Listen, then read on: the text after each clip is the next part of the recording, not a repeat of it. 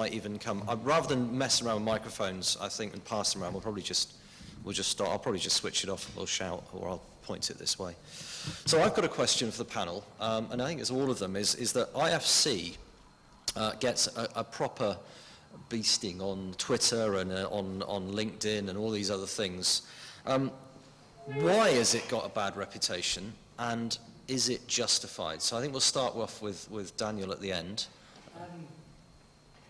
My stance on this is that it's down to the platform developers to ensure that they're producing certified and usable IFC files from the packages. IFC has a lot of capabilities that aren't tapped into really. It's strange that companies like Autodesk led the production of IFC back in 1940, but the output from their IFC exporters isn't perfect. They should be the best, but they led the field. It's more down to the developers making sure that it's exported correctly than a problem with the IFC file. Anybody else want to? Well, yeah, I mean, the concept and the aim is fantastic. IFC.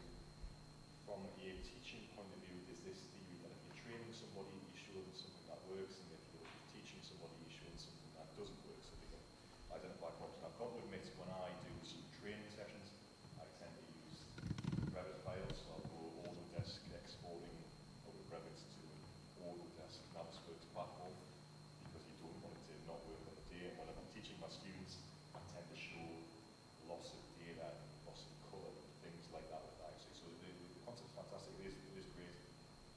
I can appreciate that people will want to work with non-leaky data, so that's where we're at. Yeah, I'll try for that. I think the reason it gets a bad rap is because the IFC still has in its infancy.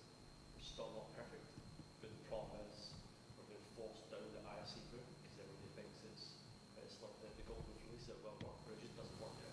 And that's the main issue. Everybody thinks that we should be using it, and yeah, we should be pushing it as far as we can, but we shouldn't be specifying it on jobs where we're only collaborating using IFC. Because if you're using really complex geometry or using infrastructure, sites, that doesn't go to IFC, so why use it? Stick the native formats. I use some other collaborative formats that like Navisworks if you're only using Revit, but again, Navisworks isn't perfect yesterday. In the project I was talking about this morning, we're doing exports from Revit to Navisworks to send to the client, and again, half the steamwork didn't come through. So again, they're even has problems with the native formats. It isn't just IFC. And that's probably one of the things that's probably not presentation is actually the validation of information. One of the main issues I have with IFC is actually validating how do you know what you've exported does come through. But that's the same with any data software. If you go through Revit and Navisworks, you just assume it comes through. There's nothing that tells everything is there. I think that's one of the key things. My sort of 2 seconds in before. I mean, one of the things I think this points to, and it's something that should be in the BIM execution plan, and maybe the employer's information requirements, is there's no point in waiting until you're in the project before you do your first exchange, and it doesn't work. So, actually testing these stuff, and I know there's some guys who've done some brilliant work in testing IFC, when the pressure's off, and I think that's the answer, and I think things are getting better. I think there's a fundamental non-appreciation of the fact that at the minute it's best used as a published file rather than a design file. You can't just make your whole project IFC. Say everybody designs an IFC, lives in IFC, and IFC is the future. Right now is a great format to collaborate around, but it isn't the solution as a complete deliverable yet. You need to deliver IFC alongside the native files, but it does offer options that native files don't, to bring the design team and project team on board and get them interacting in a collaborative way. So IFC has its strengths and it has a very strong future, but it isn't really it.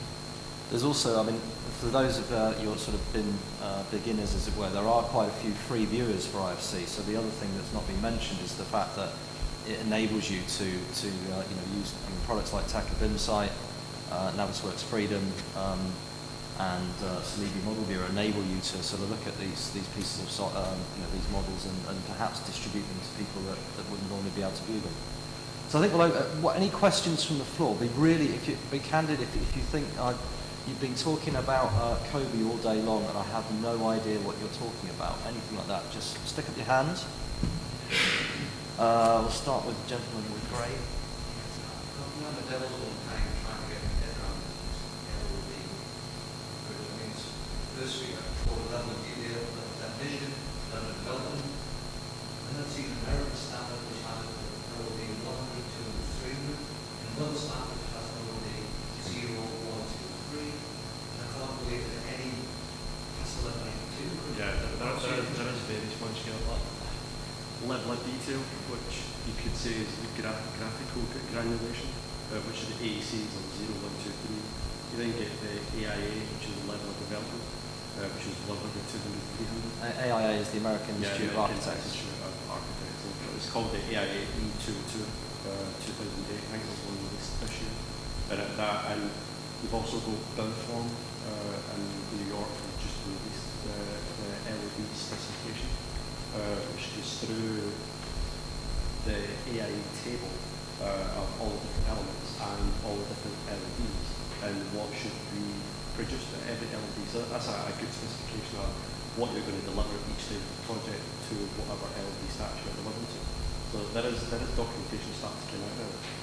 CIC are currently working on a UK LED stats for the right. If you look in the CIC protocol, that has LED 1, 2, 3, 4, 5, 6, 7.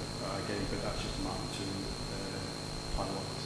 But essentially, I mean, the reason for it, which is actually what rather than what it is so that if I say, as a mechanical engineer, I am going to deliver a model with this level of detail development, whatever you call it, there's this much stuff in it. It's going to have this much detail graphically. It's going to have this much detail in a data format, so that you, as another M&E engineer, understands that they're going to deliver to the same amount, so that you get a door that looks like a door at the same. So it's like, and you imagine this big matrix, level it, so essentially you've got the workstation on the left-hand side, the workstation along the top saying, this is, I'll say the old RIBA stage is 8 or whatever on the top, and the level of detail or development, whatever, how much stuff and the granularity of it per, let's say, work package that would be, dished out for a tender or something down the left. So it ends up with basically being a big level of a big table showing everybody what is expected of them at a particular point in the project.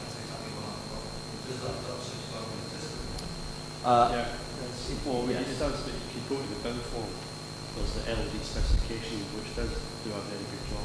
There's not a lot of 3D graphical what it should look like, but it gives you the overall perception. But again, that's how, like I was showing in my documentations, like the Americans have given a brief understanding, but I guess it's just up to you as a project team to tell the client, the contractor, exactly what your LED is at each stage of the project and what you will deliver, and that'll just back to your deliverables. It's all about having that generic one, but you as a consultant specify exactly what it is you deliver at each stage of the project. Oh, it is. It's a mess. You think it's one thing, I think Oh, it's something completely. else. And Well, there's again, sorry, then the PAS came out and called it a level of definition. Yeah. They get called something completely different. yeah. Because they're two or three different things. That's right, yeah. And, It's not just me. No. and there's people, I think what we're really looking at is an immature standard. That's the bottom line. Somebody's come up the other day with LOD 350. And then there's other people who say, oh, actually, we should throw all this out and it should just be. But the bottom line is, as long as everybody on the project understands what they're meant to be doing, it doesn't matter whether you describe it as apples and oranges. That's why you can quote 100, 200, 300, as long as you get a matrix telling them exactly what it is you're delivering at each stage of the project in that aspect. Okay. The other question was? Just like last time, do you think something work there once you reduce the interoperation because traditionally for example, the cross-track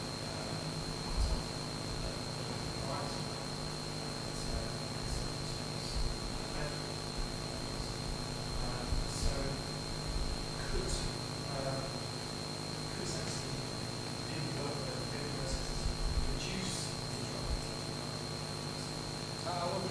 thing. You still need to deliver drawings. Models can be delivered in formats that people can read, IFC being one and 3D PDF being another. So you can give people access to the information. We're delivering more information than ever, and we're giving people access to more information than ever. So I don't think we would be reducing it. Have we solved it? No, we haven't. Yeah, it was a good question. What I turned for was the assumption area that everyone can do drawings. So he says, as a producer, because everyone can read information. And the whole point of that is sort of increases the understanding of the design. So you get the point. Because that's what I'm saying is it's supposed to increase the intelligence with which you deal with problems. And you can achieve that, but you also are cutting out big groups of consultants. Shall I roll back 20 years? Because 20 years ago, people were specifying in documents, thou shalt produce this in a DGN, MicroStation, thou shalt produce this in a DWG, AutoCAD, or thou shalt produce it as a DXF, which was the interchange format at that time. I can remember sitting there modelling away, because I used to use ArchiCAD, away for a client, because they knew I could actually push out a DGN or a DWG. But not 20 years ago, maybe 15. So we've got to really think about deliverables versus process. And I think the landscape chap said it earlier on, Mike, that you know, it is there now, and that's what they should be. And really, unfortunately, it's the client saying, thou shalt use MicroStation. They shouldn't say that, or whatever, eco thingy. They should say, we want it delivered in a DGN format if that suits them, which is the process. Interoperability is a key issue. So now I know Crossrail we use better, we work with as well. But I know I think they're starting to look at various other options. But again, even get back like 5 years, I was working on a project in Saudi Arabia for a previous company. The end product was DGN MicStation, but that whole project was done in Revit. 3 years later, we just rebuilt all the drawings in DGN for the client alone. Because to get us to do the job quicker and deliver on time, was to use Revit.